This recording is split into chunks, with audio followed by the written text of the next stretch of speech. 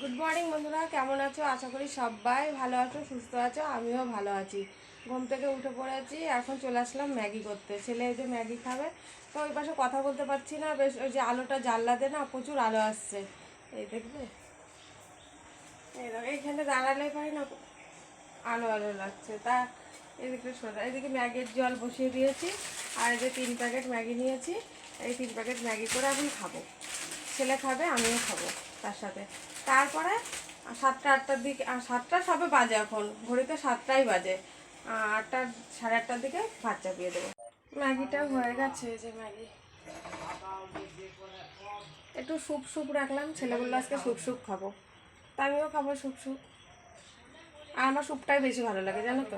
এই যে ম্যাগিটা হয়ে গেছে, বেশি না শুকাবো না, তাহলে ভালো লাগবে না খেতে। একটু স্যুপ স্যুপ খাবো আজকে। 3 প্যাকেট ম্যাগি, একটু স্যুপ স্যুপ করবে। এই যে একটু পরেই না আবার টাইট টাইট হয়ে যাবে। এর সাথে 2টো ডিম সিদ্ধ হলে ভালোই হতো।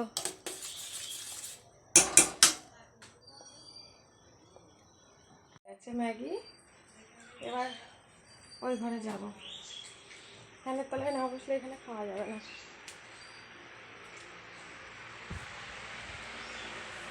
চলে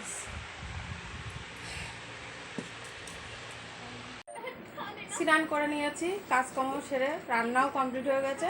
চলো এক ঝলক দেখিয়ে দিই কি রান্না করলাম। রান্নাঘরে যাই।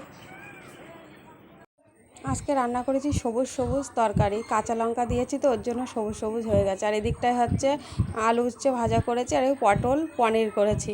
পটল দিয়ে আলু দিয়ে আর পনির দিয়ে করেছি। কেমন হয়েছে অবশ্যই কালারটা কমেন্টে জানিও। খাওয়া দাওয়া করে বাসন মেজেছিলাম না, তা বাসনগুলো মেজে চলে আসলাম তাড়াহুড়ো করে। আজকে বিকালে বিকালে কাজটা সেরে নেবো। তার কারণ আজকে একটু যাব এক জায়গায়, মানে পাশের বাড়ি এক নিমন্ত্রণ আছে, ওইখানে যাব। বারবার বলে গেছে না গেলে না হবে না। তা আজকে না সারাদিন মানে ঘুমাইনি, সারাদিন বসে একটু ফুলের কাজই করেছি, অনেকগুলো ফুলই করেছি আজকে বসে বসে। ছেলে কার্টুন দেখছিল, আমিও দেখছিলাম। তা ভাবলাম সকাল কাজ টাজ গুছিয়ে নিয়ে সন্ধ্যায় যাব এখানে। তার জন্য আজকে যে সব মানে রেডি হয়ে গেছে। আর আজকে সেরকম একটা কাজও ছিল না। আর আজকে বেশ বেশ ভালোই লাগলো, সকাল সকাল কাজ হয়ে গেছে না, গায়েও লাগেনি।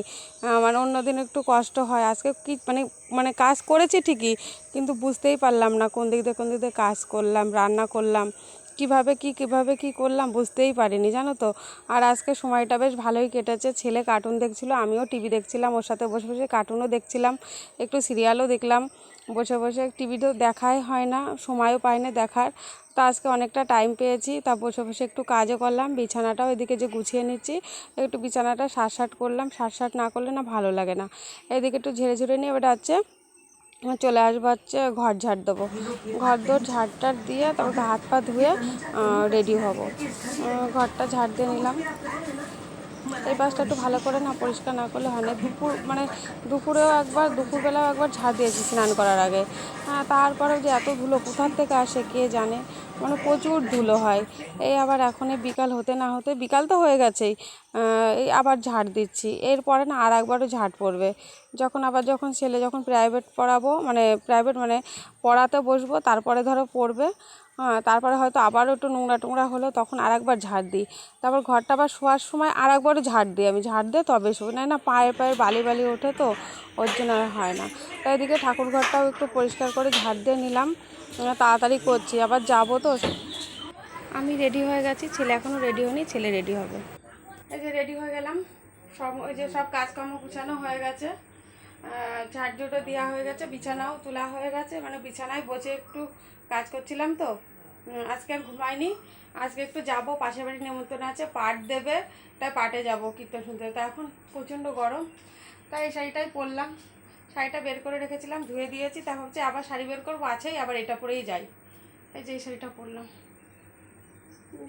কালকে পরেছিলাম এই শাড়িটা।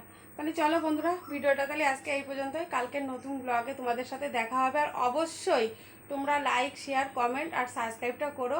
আর ভালো থেকো, সুস্থ থেকো, টাটা।